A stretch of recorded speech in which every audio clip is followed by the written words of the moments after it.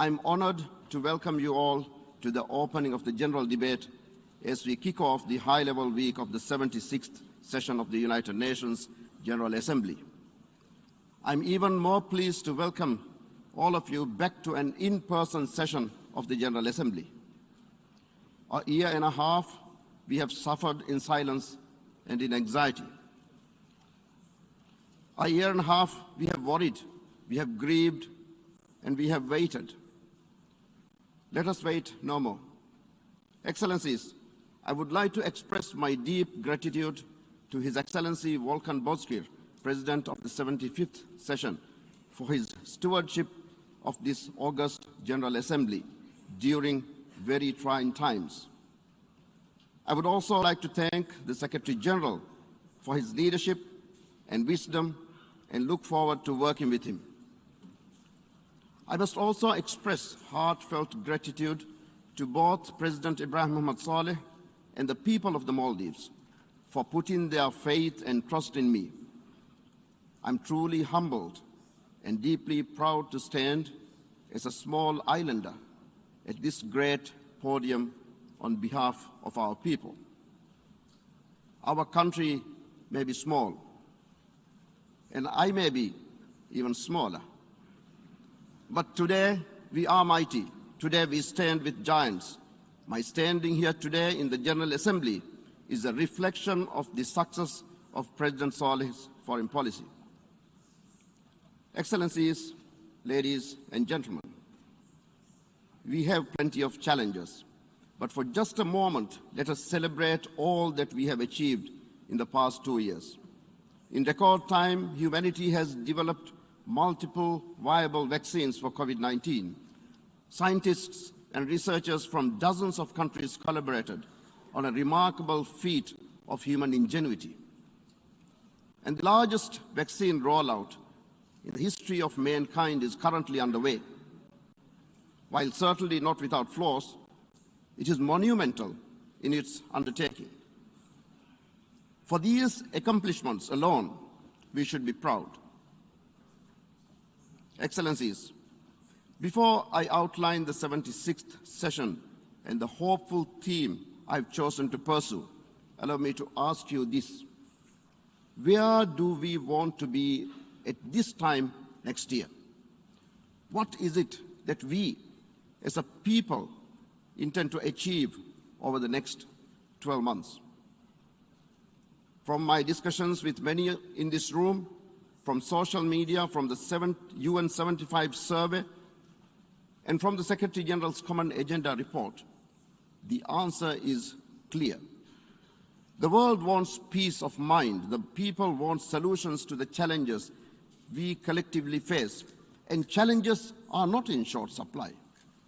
Fragility, conflict, COVID-19, climate change, the list goes on. These issues and more keep our citizens awake at night. They fuel a collective anxiety and a worry that things are progressively getting worse.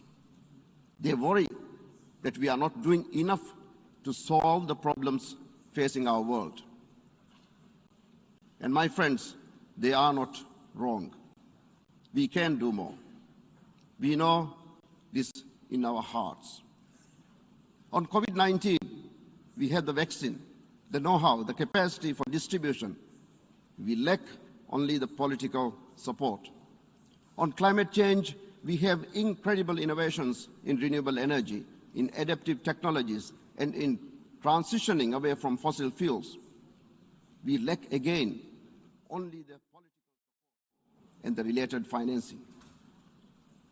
On conflict and instability, we have near universal desire for nuclear disarmament and non-proliferation. Yet, we falter at the finish line, leaving treaties unratified.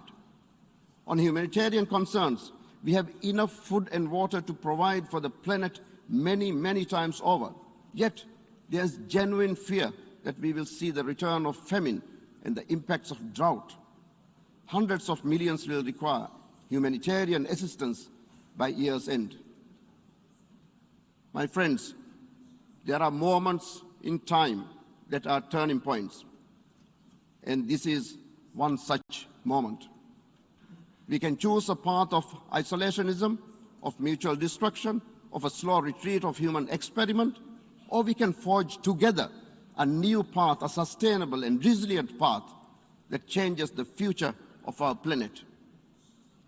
COVID-19 may have been a tragedy of the grandest scale, but it may also have been a canary in the coal mine, warning us of the perils we face if we continue to drag our feet, to avoid making the hard but necessary choices.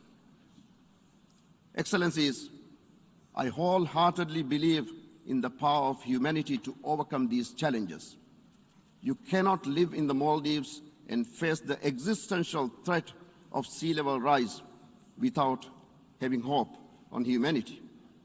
Well, that hope extends far.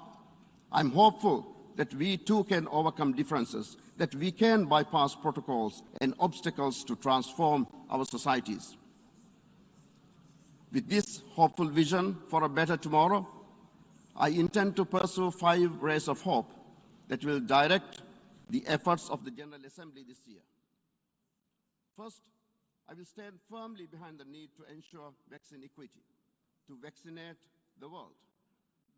As President of the General Assembly, I intend to host a high-level meeting on just this issue and to address the practical obstacles that have emerged around supply, storage, and distribution. Second, on the longer-term recovery from COVID-19, I will push for a recovery that builds back better, stronger, greener, and bluer. By following the paths laid out by Agenda 2030, we can pivot away from destructive practices and embrace a better future. Third, we must return our attention to the climate crisis, which has taken a backseat to COVID-19.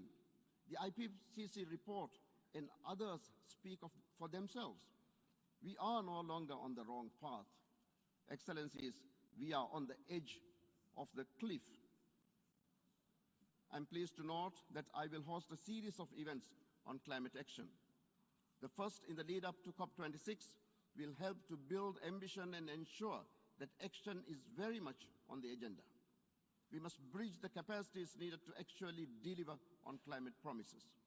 It is one of the things to have innovative renewable technologies. It is an entirely different thing if a country or a community cannot absorb that technology. I believe we can close the gap. Another event later in the session will acknowledge the other major environmental efforts underway on the ocean, on desertification, on biodiversity, and will aim to address these interlocking issues during this super session on the environment. My fourth ray of hope focuses on human rights, one of the fundamental pillars of our organization. We must uphold the principles of the Universal Declaration of Human Rights above all else, particularly during moments of conflict or strife, as we have so recently seen. We must also endeavor to always empower and support those most vulnerable and those who have been disadvantaged. As President of the General Assembly, I'm determined to have a cross-cutting gender approach to my presidency, including advocating for a Build Back Better approach to COVID-19 that prioritizes gender-sensitive policies and initiatives. Fifth, and finally, UN reform and revitalization must continue, and it must also continue here in the General Assembly. This is not about balance of power, this is about efficiency. Every organ of the United Nations must be at its peak, must be able to deliver as it was intended. One of the first things I will do in this regard is to listen to our constituents by engaging better with the civil society organizations and by bringing more youth on board, such as through our Youth Fellowship Program. We will hear about the priorities that matter to people and come to know new ways that the General Assembly can make a difference. Excellencies, ladies and gentlemen, allow me to remind you of what this hall represents. Out of the ashes of the greatest war, of the greatest atrocities of human history, we came together and agreed to collaborate to tackle the challenges we face. For the 7+ billion constituents around the world, this is what they see when they think of the United Nations. Iconic world leaders standing before a marble green backdrop, debating not whether to help, but how to help. Let us not let them down. We have never been so technologically advanced. We have never been so connected. We have never had the wealth, the resources, or the know-how that we have now. There's nothing in our path to stop us but ourselves. Let us be the United Nations that people want us to be. Excellencies, ladies and gentlemen, in the darkest days of the pandemic, when cities were shuttered and vaccines still a dream, the peoples of the world came together as never before. They left messages of support on their windows. They sang for each other from balconies. They clapped in the evenings for their frontline workers, their heroes. They prayed in unison, asking for that miracle that could give us back the normalcy that we took for granted. It was hope and a sense of shared humanity that allowed them to do this. Let us give them hope now. I thank you.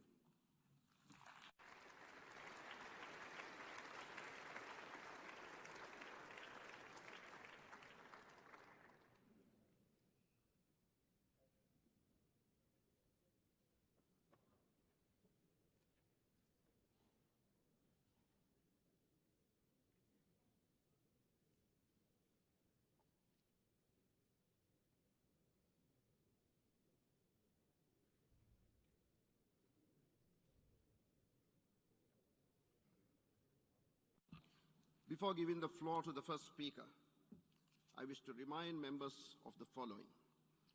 A representative who is physically present in the Assembly Hall is to deliver of her or his own for the general debate. Alternatively, pursuant to General Assembly Decision 75/573 of 14th July 2021, and without setting a precedent for future general debates, each member state, observer state, and the European Union may submit a pre-recorded statement which will be played in the Assembly Hall after introduction by their representative who is physically present in the Assembly Hall. Introduction of the pre-recorded statements will be made by delegations from their national seats. In accordance with the same decision, in addition to the verbatim records, the President of the General Assembly will circulate as a document of the Assembly a compilation of document of the statements delivered by means of pre-recorded statements submitted to the President no later than the day on which the pre-recorded statement was played in the Assembly Hall. And such pre-recorded statements will be attached to the verbatim records of the meetings. Submissions in this regard should be made to e-statements@un.org. The list of speakers for the general debate has been established on the basis that statements should be no longer than 15 minutes to enable all the speakers to be heard at a given meeting. I would like to appeal to all speakers to deliver their statements at a reasonable pace so that interpretation in the other official United Nations languages may be provided properly. I would also like to draw your attention to the decision taken by the General Assembly at previous sessions, namely that the practice of expressing congratulations inside the General Assembly Hall after a speech has been delivered is strongly discouraged, including in light of the ongoing COVID-19 pandemic. After delivering their statements from the rostrum, speakers are invited to exit the General Assembly Hall through room GA 200, located behind the podium, before returning to their seats.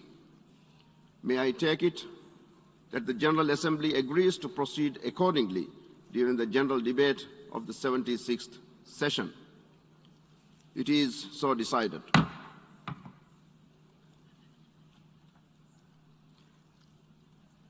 The Assembly will hear an address by His Excellency Jair